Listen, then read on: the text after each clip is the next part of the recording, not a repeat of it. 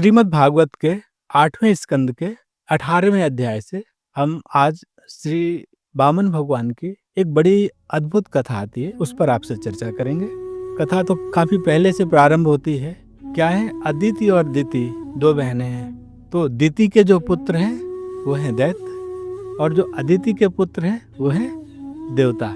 इनके बीच हमेशा संघर्ष रहता है। इस बार दिति के पुत्र विजयी हो गए और उन्होंने देवताओं को हरा दिया, स्वर्ग पे कब्जा कर लिया, पृथ्वी पे कब्जा हो गया। वो छिप के रह रहे हैं। अदिति बहुत परेशान है, माँ है, तो अपने पति कश्यप के पास जाती हैं और कहती हैं कि आप हमें बताइए कि क्या उपाय है, कैसे हमारे पुत्र फिर से क्या करें, अपना छिना हुआ राज्य वापस पाएं।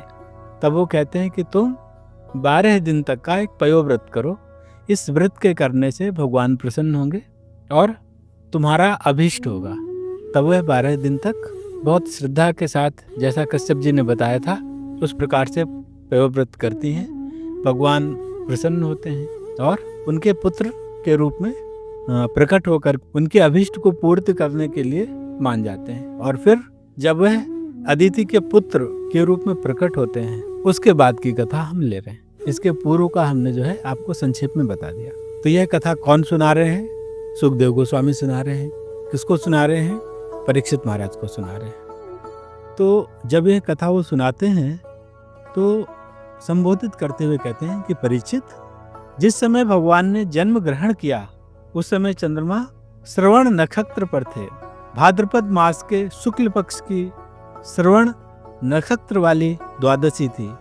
अभिजित मुहूर्त में भगवान का जन्म हुआ था। सारे नक्षत्र, सारे तारे अपनी मंगलमय स्थिति पर थे और वह मंगलमय भगवान के जन्म की सूचना दे रहे थे। तो जिस तिथि को भगवान का जन्म हुआ है उसको क्या कहते हैं? विजया द्वादशी या वामन द्वादशी भी कहते हैं। जब उनका जन्म हुआ उस समय सूर्य आकाश के मध्य भाग में स्थित थे, अर्थात दोपहर का समय था। और भगवान के अवतार के समय शंख, ढोल, मृदंग, नगाड़े आदि बजने लगे। अप्सराएं प्रसन्न होकर नाचने लगी। श्रेष्ठ गंधर्व गाने लगे। मुनि, देवता, मनु, पितर और अग्नि स्तुति करने लगे। जब अदिति ने अपने गर्भ से प्रकट हुए परम पुरुष परमात्मा को देखा तो वह अत्यंत आश्चर्यचकित और परमानंदित हो गई। प्रजापति कश्यप जी भी भगवान को अपनी योग माया से शरीर धारण किए हुए देख करके विस्मित हो गए और जय हो ऐसा कहने लगे। भगवान जो परम कांतिमय आभूषण एवं आयुधों से युक्त थे और इस प्रकार उन्होंने शरीर ग्रहण किया था, उसी समय कश्यप और अदिति के देखते देखते वामन ब्रह्मचारी का रूप धारण कर लेते हैं। भगवान के वामन ब्रह्मचारी के रूप में देख करके महर्षियों को बड़ा आनंद हुआ। उन लोगों ने कश्यप प्रजापति को आगे करके उनके जात कर्म आदि करवाए। जब उनका उपनयन संस्कार होने लगा तो स्वयं सविता ने उन्हें गायत्री का उपदेश किया। देवगुरु बृहस्पति ने यज्ञोपवीत और कश्यप जी ने मेखला दी। पृथ्वी ने उन्हें कृष्ण मृग का एक चर्म दिया। चंद्रमा ने दंड और अदिति ने कौपीन और कमर का वस्त्र दिया और आकाश ने भगवान को छत्र दिया। ब्रह्मा जी ने कमंडल, सप्तर्षियों ने कुश, सरस्वती ने रुद्राक्ष की माला दी। यक्षराज कुबेर ने उन्हें भिक्षा का पात्र दिया और सती शिरोमणि जगत जननी भगवती उमा ने उन्हें भिक्षा दी। इस प्रकार जब सब लोगों ने वटु वेशधारी भगवान का सम्मान किया तब वे ब्रह्मर्षियों से भरी सभा में अपने ब्रह्म तेज के कारण अत्यंत शोभायमान हुए। इसके बाद भगवान ने स्थापित अग्नि से वहां पर पूजा की और समिधाओं से हवन किया।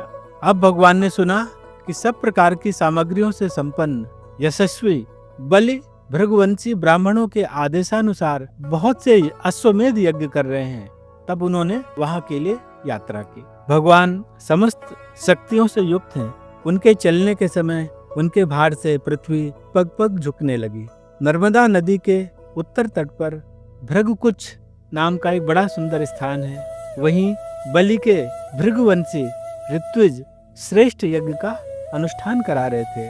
उन लोगों ने दूर से ही वामन भगवान को देखा तो तूने ऐसा जान पड़ा कि मानो साक्षात सूर्य देव का उदय हो रहा हो। बामन भगवान के तेज से ऋत्विज, यजमान और सदस्य सब के सब निस्तेज हो गए। लोग सोचने लगे कि कहीं यज्ञ देखने के लिए सूर्य, अग्नि या सनत कुमार ही तो नहीं आ रहे हैं। भृगु के पुत्र शुक्राचार्य आदि अपने शिष्यों के साथ इसी प्रकार अनेकों कल्पनाएं कर रहे थे। उसी समय हाथ में छत्र, दंड और जल से भरा कमंडल लिए बामन भगवान ने अश्वमेध यज्ञ के मंडप में प्रवेश किया। वे कमर में मूंज की मेखला और गले में यज्ञोपवीत धारण किए हुए थे। बगल में मृग चर्म था, सिर पर जटा थी। इसी प्रकार बौने ब्राह्मण के वेश में अपनी माया से ब्रह्मचारी बने हुए भगवान ने जब उस यज्ञ मंडप में प्रवेश किया, तब भृगुवंशी ब्राह्मण उन्हें देखकर अपने शिष्यों के साथ उनके तेज से प्रभावित एवं निष्प्रभ हो गए। वे सब के सब एक साथ उठकर खड़े हो गए। उन्होंने बामन भगवान का स्वागत सत्कार किया। भगवान के लघु रूप के अनुरूप सारे अंग छोटे छोटे, बड़े ही मनोरम एवं दर्शनीय थे। उन्हें देखकर बलि को बड़ा आनंद हुआ और उन्होंने बामन भगवान को एक उत्तम आसन दिया। फिर स्वागत वाणी से उनका अभिनंदन करके उनके पैर धुले और जैसे आसक्ति रहित महापुरुष, वैसे तो आसक्त रहित पुरुष किसी पर भी आसक्त नहीं होते, लेकिन वो भी बामन भगवान पर क्या हो रहे थे? आसक्त हो रहे थे। तो आसक्ति रहित महापुरुषों को भी अत्यंत मनोहर लगने वाले बामन भगवान की पूजा की। भगवान के चरण कमलों का धोवन परम मंगलमय है। उससे जीवों के सारे पाप ताप धुल जाते हैं। स्वयं देवाधिदेव चंद्रमौली, चंद्रमौली मतलब जिन्होंने अपने मस्तक पर चंद्रमा को धारण किया हुआ है, भगवान शंकर ने अत्यंत भक्ति भाव से उसे अपने सिर पर धारण किया था। आज वही चरणामृत धर्म के मर्मज्ञ राजा बलि को प्राप्त हुआ और उन्होंने बड़े प्रेम से उसे अपने मस्तक पर रखा। बलि ने कहा, ब्राह्मण कुमार, आप भले पधारे, आपको मैं नमस्कार करता हूँ। आज्ञा कीजिए, मैं आपकी क्या सेवा करूँ? आर्य, ऐसा जान पड़ता है कि बड़े बड़े ब्रह्मर्षियों की तपस्या ही स्वयं मूर्तिमान होकर मेरे सामने आ खड़ी हुई है। आज आप मेरे घर पधारे, इससे मेरे पितर तृप्त हो गए। आज मेरा वंश पवित्र हो गया। आज मेरा यह यज्ञ सफल हो गया। ब्राह्मण कुमार, आपके पांव पखारने से मेरे सारे पाप धुल गए और विधि पूर्वक यज्ञ करने से, अग्नि में आहूत डालने से जो फल मिलता वह अनायास ही मिल गया। आपके इन नन्हे नन्हे चरणों और इनकी धोवन से पृथ्वी पवित्र हो गई। ब्राह्मण कुमार, ऐसा जान पड़ता है कि आप कुछ चाहते हैं। परम पूज्य ब्रह्मचारी जी, आप जो चाहते हो, गाय, सोना, सामग्रियों से सुसज्जित घर, पवित्र अन्न, पीने की वस्तु, विवाह के लिए ब्राह्मण की कन्या, संपत्तियों से भरे हुए गांव, घोड़े, हाथी, रथ, वे सब आप मुझसे मांग लीजिए।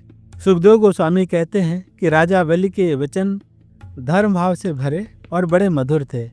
इन्हें सुनकर भगवान वामन ने बड़ी प्रसन्नता से उनका अभिनंदन किया और कहा, श्री भगवान ने कहा, राजन, आपने जो कुछ कहा वह आपकी कुल परंपरा के अनुरूप धर्म भाव से परिपूर्ण, यश को बढ़ाने वाला और अत्यंत मधुर है। क्यों न हो, परलोक हितकारी धर्म के संबंध में आप भृगुपुत्र शुक्राचार्य को ही परम प्रमाण मानते हैं। साथ ही अपने कुलवृद्ध पितामह परम शांत प्रहलाद जी की आज्ञा भी तो आप वैसे ही मानते हैं। तो उनके पितामह का क्या नाम है? प्रहलाद जी। आपकी वंश परंपरा में कोई धैर्यहीन अथवा कृपण पुरुष कभी हुआ ही नहीं है। ऐसा भी कोई नहीं हुआ जिसने ब्राह्मण को कभी दान न दिया हो, अथवा जो एक बार किसी को कुछ देने की प्रतिज्ञा करने के बाद मुकर गया हो। दान के अवसर पर याचकों की याचना सुनकर और युद्ध के अवसर पर शत्रु के ललकारने पर उनकी ओर से मुंह मोड़ लेने वाला कायर आपके वंश में कोई भी नहीं हुआ। क्यों न हो, आपकी कुल परंपरा में प्रहलाद अपने निर्मल यश से वैसे ही शोभायमान होते हैं जैसे आकाश में चंद्रमा। आपके कुल में ही हिरण्याक्ष जैसे वीर का जन्म हुआ था। वह वीर जब हाथ में गदा लेकर अकेला ही दिग्विजय के लिए निकला, तब सारी पृथ्वी में घूमने पर भी उसे अपनी जोड़ का कोई वीर न मिला। जब विष्णु भगवान जल में से पृथ्वी का उद्धार कर रहे थे, तब वह उनके सामने आया और बड़ी कठिनाई से उन्होंने उस पर विजय प्राप्त की। परंतु उसके बहुत बाद भी उन्हें बार बार हिरण्याक्ष की शक्ति और बल का स्मरण होया करता था, और उसे जीत लेने पर भी वे अपने को विजयी नहीं समझते थे। जब हिरण्याक्ष के भाई हिरण्याकशिपु को उसके वध का वृतांत मालूम हुआ, तब वह अपने भाई को वध करने वाले को मार डालने के लिए क्रोध करके भगवान के निवास स्थान बैकुंठ धाम जा पहुंचा। विष्णु भगवान माया रचने वालों में सबसे बड़े हैं और समय को खूब पहचानते हैं। जब उन्होंने देखा कि हिरण्याकशिपु तो हाथ में शूल लेकर काल की भांति मेरे ही ऊपर धावा कर रहा है, तब उन्होंने विचार किया कि जैसे संसार के प्राणियों के पीछे मृत्यु लगी रहती है, वैसे ही मैं जहाँ जहाँ जाऊंगा वहीं वहीं यह मेरा पीछा करेगा। इसलिए मैं इसके हृदय में ही प्रवेश कर जाता हूँ, जिससे यह मुझे कभी ना देख सके, क्योंकि यह तो बहिर्मुख है, बाहर की वस्तुएं ही देखता है। असुर शिरोमणे, जिस समय हिरण्याकशिपु उन पर झपट रहा था, उसी समय ऐसा निश्चय करके डर से कांपते हुए विष्णु भगवान ने अपने शरीर को सूक्ष्म बना लिया और उसके प्राणों के द्वारा नासिका में से होकर हृदय में जाकर बैठ गए। मतलब विष्णु भगवान भी उससे डर गए, ऐसा बताने की कोशिश की जा रही है यहाँ पे। हिरण्याकशिपु ने उनके लोक को भलीभांति छान डाला, परंतु उनका कहीं पता न चला। इस पर क्रोधित होकर वह सिंहनाद करने लगा। उस वीर ने पृथ्वी, स्वर्ग, दिशा, आकाश, पाताल और समुद्र सब कहीं विष्णु भगवान को ढूंढा, परंतु वे कहीं भी उसे दिखाई न पड़े। उनको कहीं न देखकर वह कहने लगा, मैंने सारा जगत छान डाला, परंतु वह मिला नहीं। अवश्य ही वह भ्रातृघाती उस लोक में चला गया जहां जाकर लौटना नहीं होता, अर्थात मृत्यु हो गई, ऐसा मान लिया। अब उससे बैर भाव रखने की आवश्यकता नहीं, क्योंकि बैर तो देह के साथ ही समाप्त हो जाता है। क्रोध का कारण अज्ञान है और अहंकार से ही उसकी वृद्धि होती है। राजन, आपके पिता प्रहलाद नंदन विरोचन बड़े ही ब्राह्मण भक्त थे, यहाँ तक कि उनके शत्रु देवताओं ने ब्राह्मणों का वेश बनाकर उनसे उनकी आयु का दान मांगा, और उन्होंने ब्राह्मणों के छल को जानते हुए भी अपनी आयु दे डाली। आप भी उसी धर्म का आचरण करते हैं जिसका शुक्राचार्य आदि गृहस्थ ब्राह्मण, आपके पूर्वज प्रहलाद और दूसरे यशस्वी वीरों ने किया है। हे दैत्यों में इंद्र, आप मुंह मांगी वस्तु देने वालों में श्रेष्ठ हैं। इसी से मैं आपसे थोड़ी सी पृथ्वी, केवल अपने पैरों से 3 डग मांगता हूँ। माना कि आप सारे जगत के स्वामी और बड़े उदार हैं, फिर भी मैं आपसे इससे अधिक नहीं चाहता। विद्वान पुरुष को केवल अपनी आवश्यकता के अनुसार ही दान स्वीकार करना चाहिए, इससे वह आवश्यकता से अधिक मांगने के पाप से बच जाता है। राजा वली ने कहा, ब्राह्मण कुमार, तुम्हारी बातें तो वृद्धों जैसी हैं, परंतु तुम्हारी बुद्धि अभी बच्चों की सी है। अभी तुम हो तो बालक ही, इसी से अपना हानि लाभ नहीं समझ रहे हो। मैं तीनों लोकों का एकमात्र अधिपति हूँ और द्वीप का द्वीप दे सकता हूँ। जो मुझे अपनी वाणी से प्रसन्न कर ले और मुझसे केवल 3 डग भूमि ही मांगे, वह भी क्या बुद्धिमान कहा जा सकता है? ब्रह्मचारी जी, जो एक बार कुछ मांगने के लिए मेरे पास आया, उसे फिर कभी किसी से कुछ मांगने की आवश्यकता नहीं पड़नी चाहिए। अतः अपनी जीविका चलाने के लिए तुम जितनी भूमि की आवश्यकता हो उतनी मुझसे मांग लो। तो श्री भगवान वामन देव क्या कहते हैं? श्री भगवान ने कहा, राजन, संसार के सब प्यारे विषय एक मनुष्य की कामनाओं को भी पूर्ण करने में समर्थ नहीं है, यदि वह अपनी इंद्रियों को वश में रखने वाला संतोषी न हो। फिर कहते हैं कि जो 3 पग भूमि से संतोष नहीं कर लेता, उसे 9 वर्षों से युक्त एक द्वीप भी दे दिया जाए तो भी वह संतुष्ट नहीं हो सकेगा, क्योंकि उसके मन में 7 द्वीप पाने की इच्छा बनी ही रहेगी। मैंने सुना है कि पृथु, गय आदि नरेश 7 द्वीपों के अधिपति थे, परंतु उतने धन और भोग की सामग्रियों के मिलने पर भी वे तृष्णा का पार न पा सके।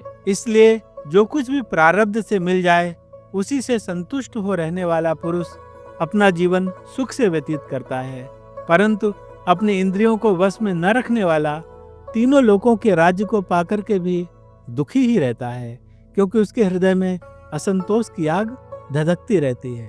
धन और भोगों से संतोष न होना ही जीव के जन्म मृत्यु के चक्कर में गिरने का कारण है तथा जो कुछ प्राप्त हो जाए उसी में संतोष कर लेना मुक्ति का कारण है। जो ब्राह्मण स्वयं प्राप्त वस्तु से ही संतुष्ट हो जाता है उसके तेज की वृद्धि होती है।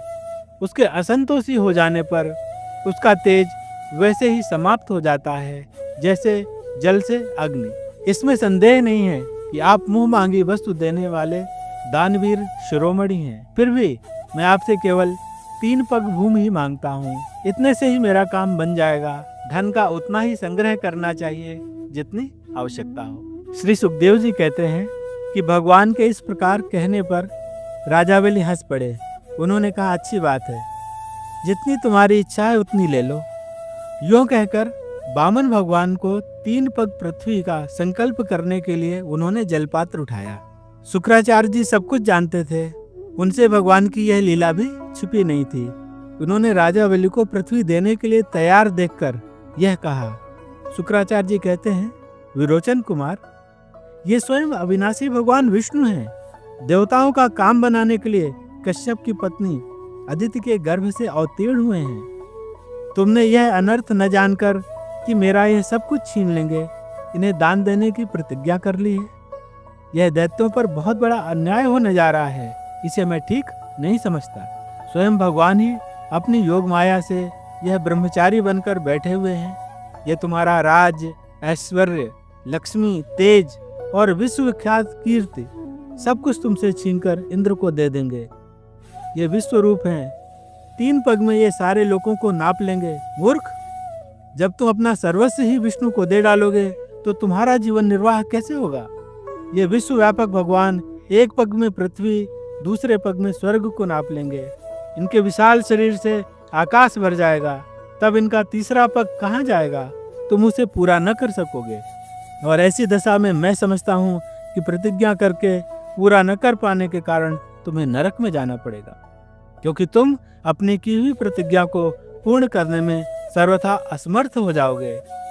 विद्वान पुरुष उस दान की प्रशंसा नहीं करते जिसके बाद जीवन निर्वाह के लिए कुछ भी न बचे। जिसका जीवन निर्वाह ठीक ठीक चलता है वही संसार में दान, यज्ञ, तप और परोपकार के कर्म कर सकता है। जो मनुष्य अपने धन को 5 भागों में बांट देता है, कुछ धर्म के लिए, कुछ यश के लिए, कुछ धन की अभिवृद्धि के लिए, कुछ भोगों के लिए और कुछ अपने स्वजनों के लिए, वही इस लोक में और परलोक में दोनों में सुख पाता है। जब कुलगुरु शुक्राचार्य ने इस प्रकार कहा, तब आदर्श गृहस्थ राजा बलि ने एक क्षण चुप रहकर बड़ी विनय और सावधानी से शुक्राचार्य जी के प्रति यूं कहा। राजा बलि ने कहा, भगवान, आपका कहना सत्य है। गृहस्थाश्रम में रहने वालों के लिए वही धर्म है जिससे अर्थ, काम, यश और आजीविका में किसी प्रकार की बाधा न पड़े। परंतु गुरुदेव, मैं प्रहलाद जी का पौत्र हूँ और एक बार देने की प्रतिज्ञा कर चुका हूँ। अतः अब मैं धन के लोभ से ठग की भांति इस ब्राह्मण से कैसे कहूँ कि मैं तुम्हें नहीं दूंगा। इस पृथ्वी ने कहा है कि असत्य से बढ़कर कोई अधर्म नहीं है। मैं सब कुछ सहने में समर्थ हूँ, परंतु झूठे मनुष्य का भार मुझसे नहीं सहा जाता। मैं नरक से, दरिद्रता से, दुख के समुद्र से, अपने राज्य के नाश से और मृत्यु से भी उतना नहीं डरता जितना ब्राह्मण से प्रतिज्ञा करके उसे धोखा देने से डरता हूँ। इस संसार में मर जाने के बाद धन आदि जो वस्तुएं साथ छोड़ देती हैं, यदि उनके दान के द्वारा ब्राह्मणों को संतुष्ट न किया जा सका तो उनके त्याग का लाभ क्या रहा। दधीच, शिव आदि महापुरुषों ने अपने परम प्रिय दुस्तज प्राणों का दान करके भी प्राणियों की भलाई की है। फिर पृथ्वी आदि वस्तुओं को देने में सोच विचार करने की क्या आवश्यकता है। ब्राह्मण, पहले युग में बड़े बड़े दैत्य राजों ने इस पृथ्वी का उपभोग किया है। पृथ्वी में उनका सामना करने वाला कोई नहीं था। उनके लोक और परलोक को तो काल खा गया, परंतु उनका यश अभी भी पृथ्वी पर ज्यों का त्यों बना हुआ है। गुरुदेव, ऐसे लोग संसार में बहुत हैं जो युद्ध में पीठ न दिखाकर अपने प्राणों की बलि चढ़ा देते हैं, परंतु ऐसे लोग दुर्लभ हैं जो सत्पात्र के प्राप्त होने पर श्रद्धा के साथ धन का दान करें। गुरुदेव, यदि उदार और करुणाशील पुरुष अपात्र याचक की कामना पूर्ण करके दुर्गति भोगता है तो वह दुर्गति भी उसके लिए शोभा की बात है। फिर आप जैसे ब्रह्मवेता पुरुषों को दान करने से दुख प्राप्त हो तो उसके लिए कहना ही क्या है। इसलिए मैं इस ब्रह्मचारी की अभिलाषा अवश्य पूर्ण करूंगा। महर्षि, वेद विद के जानने वाले आप लोग बड़े आदर से यज्ञ यागादि के द्वारा जिनकी आराधना करते हैं, वे वरदानी विष्णु ही इस रूप में हो या कोई दूसरे हो, मैं इनकी इच्छा के अनुसार इन्हें पृथ्वी का दान करूंगा। यदि मेरे अपराध न करने पर भी ये अधर्म से मुझे बांध लेंगे तब भी मैं इनका अनिष्ट नहीं चाहूंगा, क्योंकि मेरे शत्रु होने पर भी इन्होंने भयभीत होकर ब्राह्मण का शरीर धारण किया है। श्री सुखदेव जी कहते हैं, जब शुक्राचार्य जी ने देखा कि मेरा यह शिष्य गुरु के प्रति अश्रद्धालु है और मेरी आज्ञा का उल्लंघन कर रहा है, तब दैव की प्रेरणा से उन्होंने राजा बलि को शाप दे दिया। यद्यपि वे सत्य प्रतिज्ञ और उदार होने के कारण शाप के पात्र नहीं थे। शुक्राचार्य जी ने कहा, मूर्ख, तू है तो अज्ञानी, परंतु अपने आप को बहुत बड़ा पंडित मानता है। तू मेरी उपेक्षा करके गर्व कर रहा है। तूने मेरी आज्ञा का उल्लंघन किया है, इसलिए शीघ्र ही तू अपनी लक्ष्मी को खो बैठेगा। राजा बलि बड़े महात्मा थे। अपने गुरुदेव के शाप देने पर भी वे सत्य से नहीं डिगे। उन्होंने वामन भगवान की विधि पूर्वक पूजा की और हाथ में जल लेकर 3 पग भूमि का संकल्प कर दिया। उसी समय राजा बलि की पत्नी विंध्यावली मोतियों के गहनों से सुसज्जित थी, वहां आई। उसने अपने हाथों से वामन भगवान के चरण पखारने के लिए जल से भरा सोने का कलश ला कर दिया। बलि ने स्वयं बड़े आनंद से उनके सुंदर सुंदर युगल चरणों को धोया, उनके चरणों का विश्व पावन जल अपने सिर पर चढ़ाया। उस समय आकाश में स्थित देवता, गंधर्व, विद्याधर, सिद्ध, चारण सभी लोग राजा बलि के इस अलौकिक कार्य तथा सरलता की प्रशंसा करते हुए बड़े आनंद से उनके ऊपर दिव्य पुष्पों की वर्षा करने लगे। इसी समय एक बड़ी अद्भुत घटना घट गई। अनंत भगवान का वह त्रिगुणात्मक वामन रूप बढ़ने लगा। वह यहाँ तक बढ़ा कि पृथ्वी, आकाश, दिशाएं, स्वर्ग, पाताल, समुद्र, पशु पक्षी, मनुष्य, देवता और ऋषि सब के सब उसी में समा गए। उन्होंने अपने एक पग से बलि की सारी पृथ्वी नाप ली, शरीर से आकाश और भुजाओं से दिशाएं घेर लीं। दूसरे पग से उन्होंने स्वर्ग को नाप लिया। तीसरा पैर रखने के लिए बलि की तनिक से कोई भी वस्तु न बची। भगवान का वह दूसरा पग ही ऊपर की ओर जाता हुआ महरलोक, जनलोक और तपलोक से भी ऊपर सत्यलोक पहुंच गया। उनके नक्षचंद्र की छटा से सत्यलोक की आभा फीकी पड़ गई। स्वयं ब्रह्मा भी उसके प्रकाश में डूब गए। ब्रह्मा जी ने बड़े बड़े योगियों के साथ भगवान के चरण कमलों की अगवानी की, उनके चरण कमलों की वंदना की। ब्रह्मा जी की कीर्ति तो बहुत पवित्र है। वे विष्णु भगवान की नाभि कमल से उत्पन्न हुए हैं। भगवान की चरणों की अगवानी करने के बाद उन्होंने स्वयं इन चरणों का अर्ध पाद से पूजन किया, प्रक्षालन किया। पूजा करके बड़े प्रेम और भक्ति के साथ उन्होंने भगवान की स्तुति की। परीक्षित, ब्रह्मा के कमंडल का वही जल विश्वरूप भगवान के पांव पखारने से पवित्र होने के कारण उन गंगा जी के रूप में परिणत हो गया, जो आकाश मार्ग से पृथ्वी पर गिरकर तीनों लोकों को पवित्र करती है। दैत्यों ने देखा कि वामन जी ने 3 पग में पृथ्वी मांगने के बहाने सारी पृथ्वी छीन ली। तब वे सोचने लगे कि हमारे स्वामी बलि इस समय यज्ञ में दीक्षित हैं, वे तो कुछ कहेंगे नहीं। इसलिए वे बहुत चिढ़कर आपस में कहने लगे, अरे यह ब्राह्मण नहीं है, यह सबसे बड़ा मायावी विष्णु है। ब्राह्मण के रूप में छिपकर यह देवताओं का काम बनाना चाहता है। जब हमारे स्वामी यज्ञ में दीक्षित होकर किसी को किसी प्रकार का दंड देने के लिए उपरत हो गए हैं, तब इस शत्रु ने ब्रह्मचारी का वेश बनाकर पहले तो याचना की और पीछे से हमारा सब कुछ हर लिया। यो तो हमारे स्वामी सदा ही सत्यनिष्ठ हैं, परंतु यज्ञ में दीक्षित होने से ये इस बात का विशेष ध्यान रखते हैं। वे ब्राह्मणों के बड़े भक्त हैं तथा उनके हृदय में दया भी बहुत है, इसलिए वे कभी झूठ नहीं बोल सकते। ऐसी अवस्था में हम लोगों का यही धर्म है कि हम इस शत्रु को मार डालें। इससे हमारे स्वामी बलि की सेवा भी होती है। यो सोचकर राजा बलि के अनुचर असुरों ने अपने अपने हथियार उठा लिए। राजा बलि की इच्छा न होने पर भी वे सब बड़े क्रोध से शूल आदि लेकर वामन भगवान को मारने के लिए आगे बढ़े।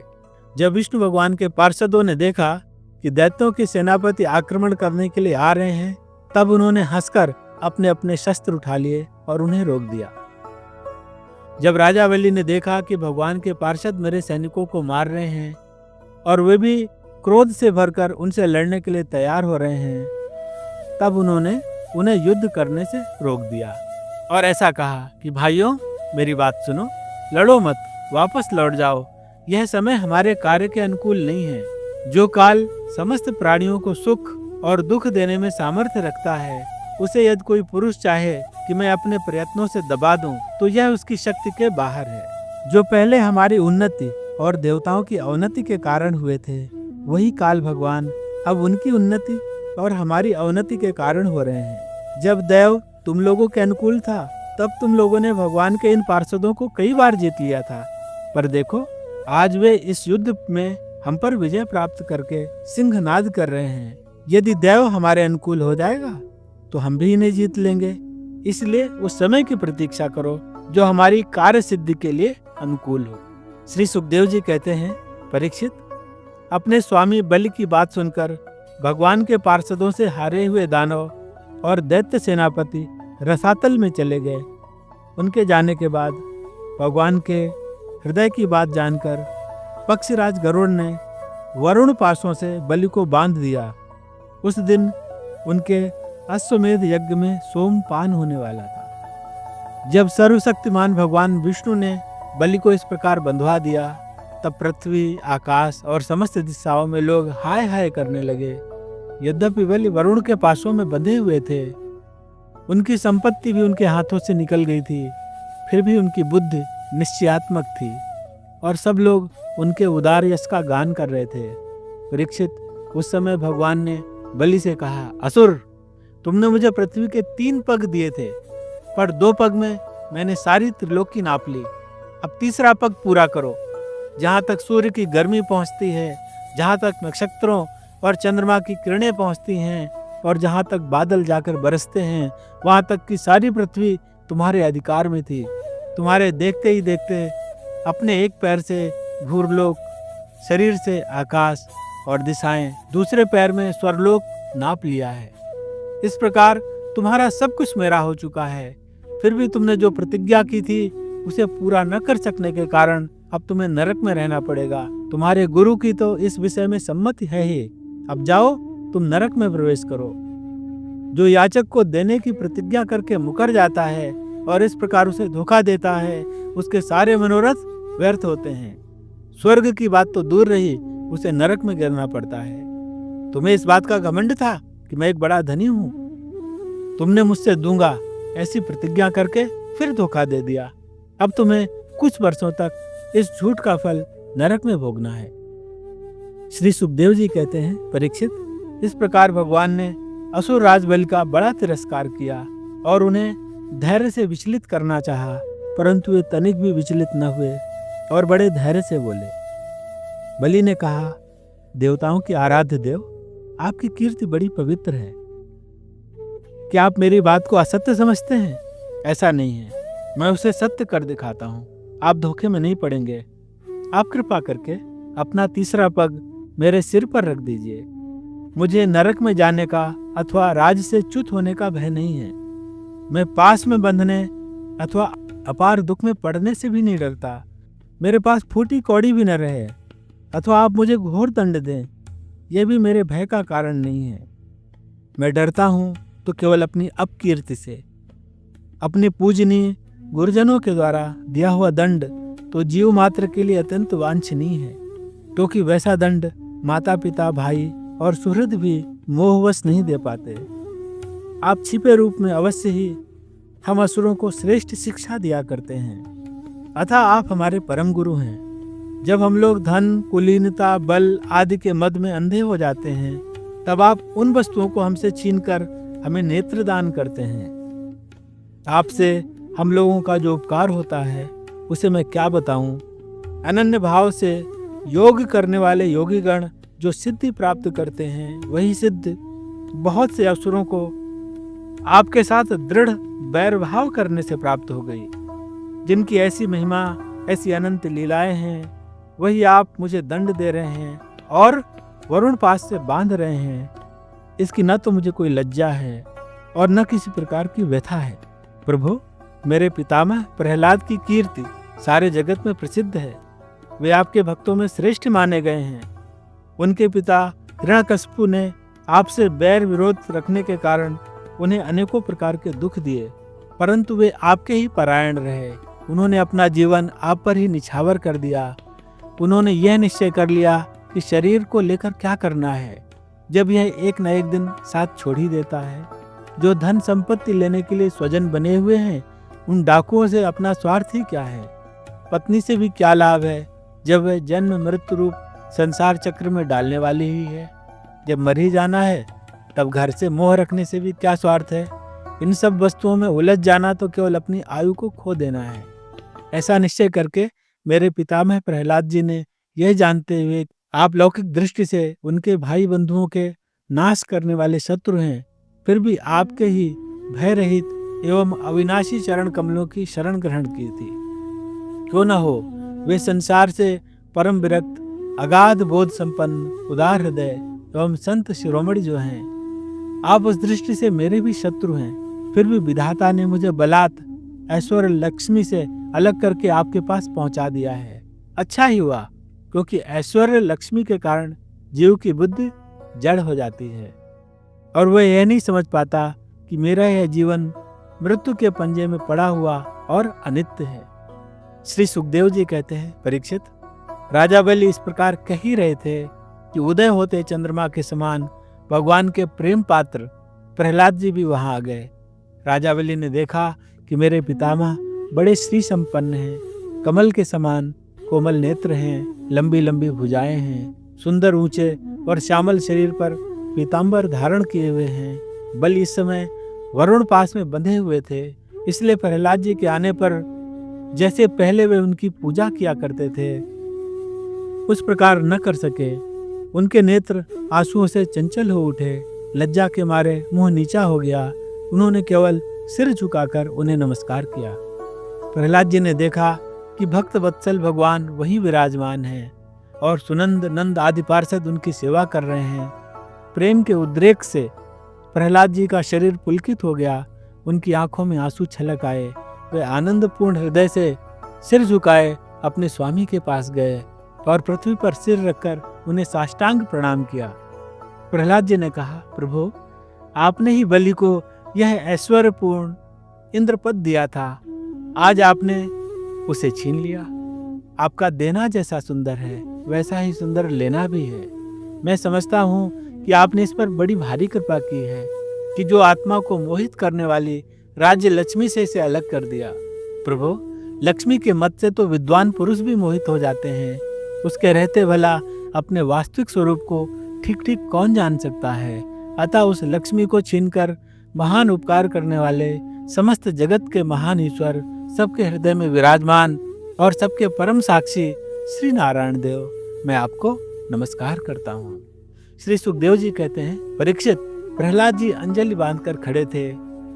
उनके सामने ही भगवान ब्रह्मा जी ने वामन भगवान से कुछ कहना चाहा, परंतु इतने में ही राजा बलि की परम साध्वी पत्नी विंध्यावली ने अपने पति को बंधा देखकर भयभीत हो भगवान के चरणों में प्रणाम किया और हाथ जोड़ मुंह नीचा कर भगवान से बोली। विंध्यावली ने कहा, प्रभु, आपने अपनी क्रीड़ा के लिए ही इस संपूर्ण जगत की रचना की है। जो लोग कुबुद्धि हैं वे ही अपने को इसका स्वामी मानते हैं। जब आप ही इसके कर्ता, भर्ता और संघर्ता हैं, तब आपकी माया से मोहित होकर अपने को झूठ मूठ कर्ता मानने वाले अपने आप को कैसे समर्पण करेंगे।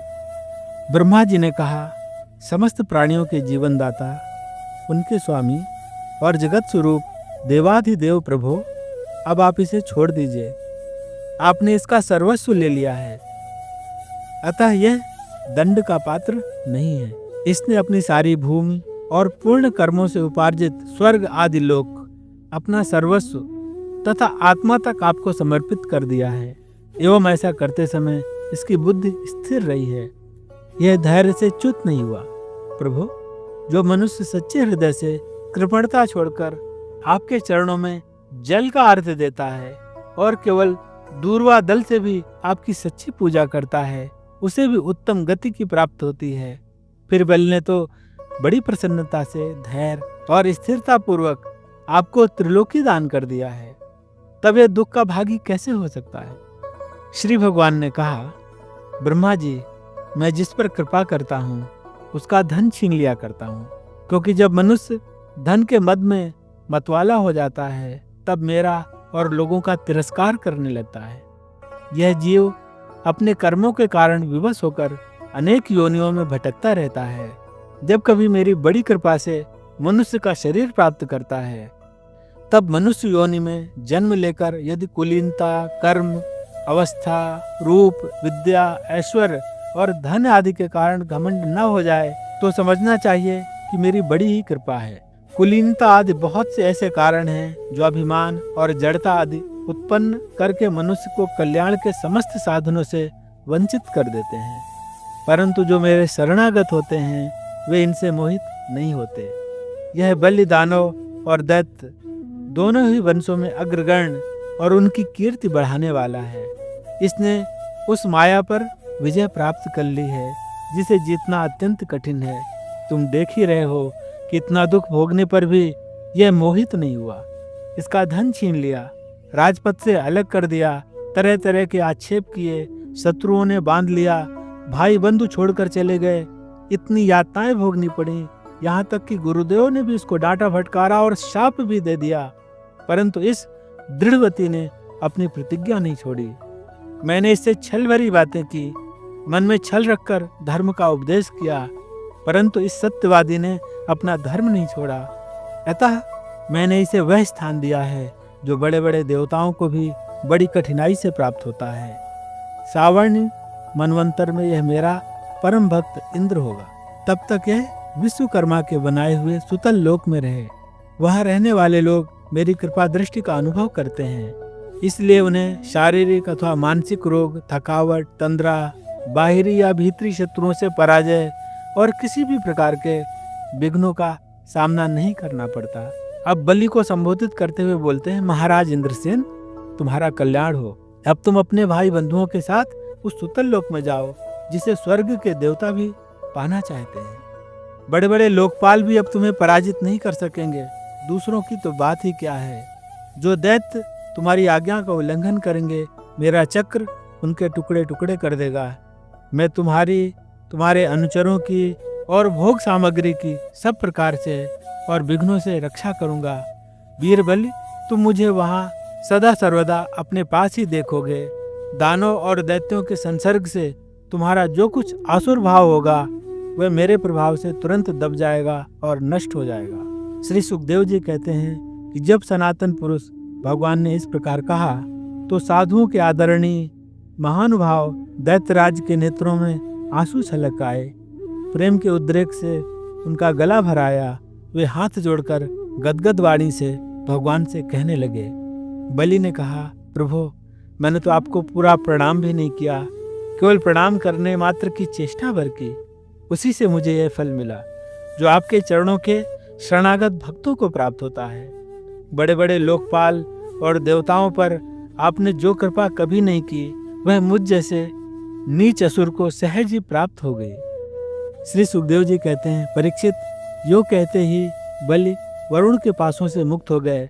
तब उन्होंने भगवान ब्रह्मा जी और शंकर जी को प्रणाम किया और इसके बाद बड़ी प्रसन्नता से असुरों के साथ सुतल लोक की यात्रा की।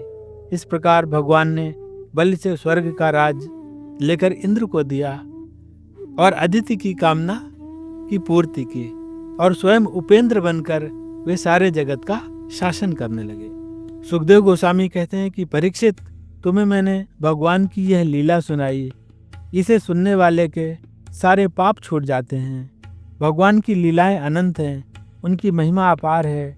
जो मनुष्य उसका पार चाहता है वह मानो पृथ्वी के परमाणुओं को गिन डालना चाहता हो। भगवान के संबंध में महर्षि वशिष्ठ ने वेदों में कहा है कि ऐसा पुरुष न कभी हुआ, न है, न होगा जो भगवान की महिमा का पार पा सके। देवताओं के आराध्य देव, अद्भुत लीलाधारी वामन भगवान के अवतार चरित्र का जो श्रवण करता है उसे परम गति की प्राप्ति होती है। देवयज्ञ, पितृयज्ञ और मनुष्य यज्ञ किसी भी कर्म का अनुष्ठान करते समय जहाँ जहाँ भगवान की इस लीला का कीर्तन होता है वह कर्म सफलतापूर्वक संपन्न हो जाता है। यह बड़े बड़े महात्माओं का अनुभव है। श्री वामन भगवान की, बलि महाराज की। हरे कृष्णा कृष्णा कृष्णा हरे हरे, हरे राम राम राम।